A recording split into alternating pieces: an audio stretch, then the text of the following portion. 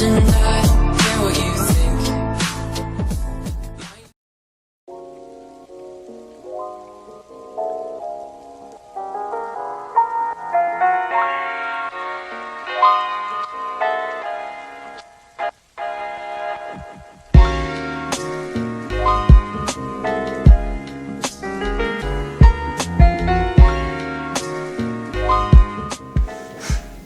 So I should have filmed this yesterday, but then there was no good lighting and I was tired and I was like, whatever.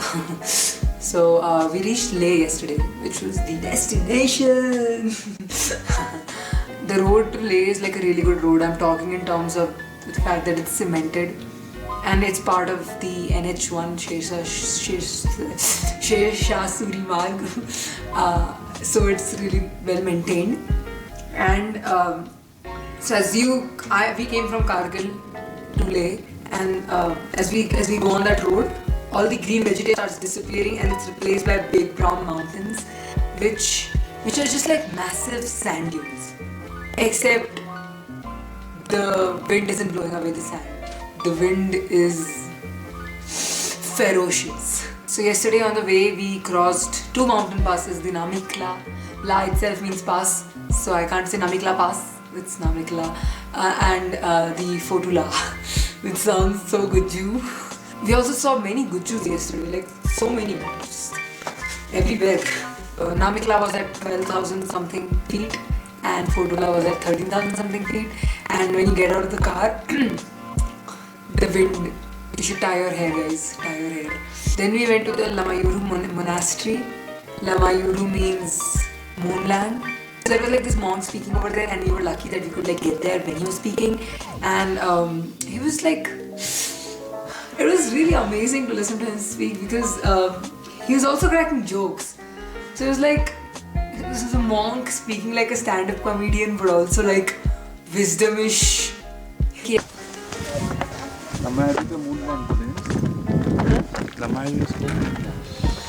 Nepali princess, one was Chinese.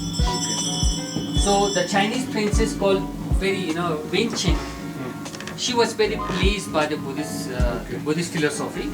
In Lhasa, Jowo, when is Shakyamuni Buddha? He explained us why stupas are built and all that. The monastery is a little broken because I have seen other monasteries in Arunachal Pradesh that were like more newly built, I guess. But then he said that there are monks over here who have been meditating for 6 years.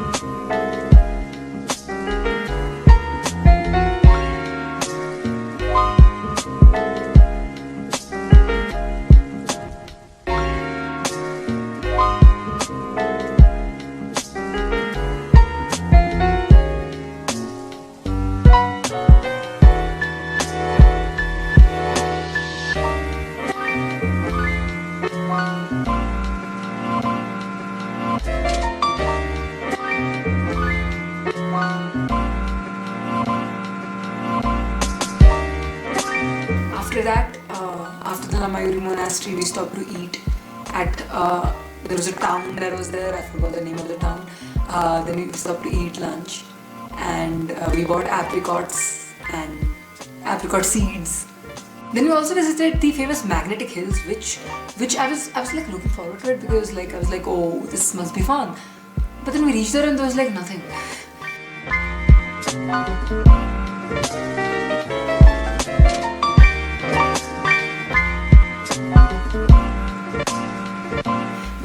I mean, there was like this ride thing that we could do, but why spend money on that?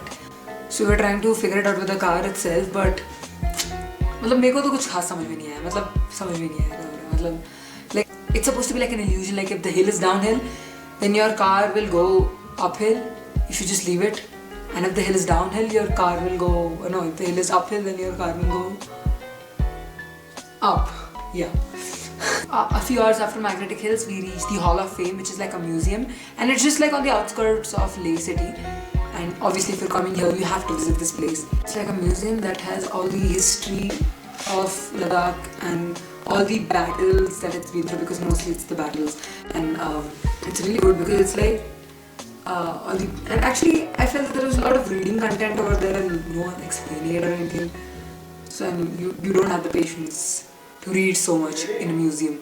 And it's also partly a war memory, like there was like this huge ass war cemetery, all the battles that have been fought by the soldiers of our country in such crazy conditions. Oh, there's a plane. In such crazy conditions like minus 50 degrees Celsius temperatures and hard ice. I mean, that's what the Hall of Fame is talking about, and it also has all the soldiers who won the Mahavir Chakra or the Paramveer Chakra.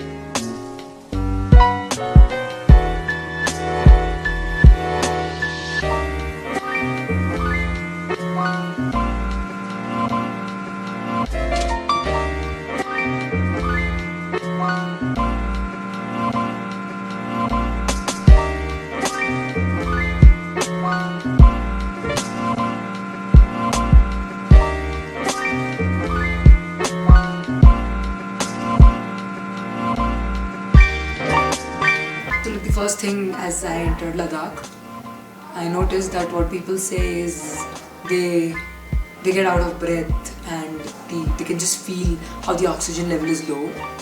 But we couldn't, because, and I think that's a good thing, because we stayed 2 days in Kargil already and it was like 1 degree in Kargil, so you're kind of used to the cold temperature and the lack of oxygen. Dad visited the Leh market, but I haven't yet, but I'm really looking forward to it.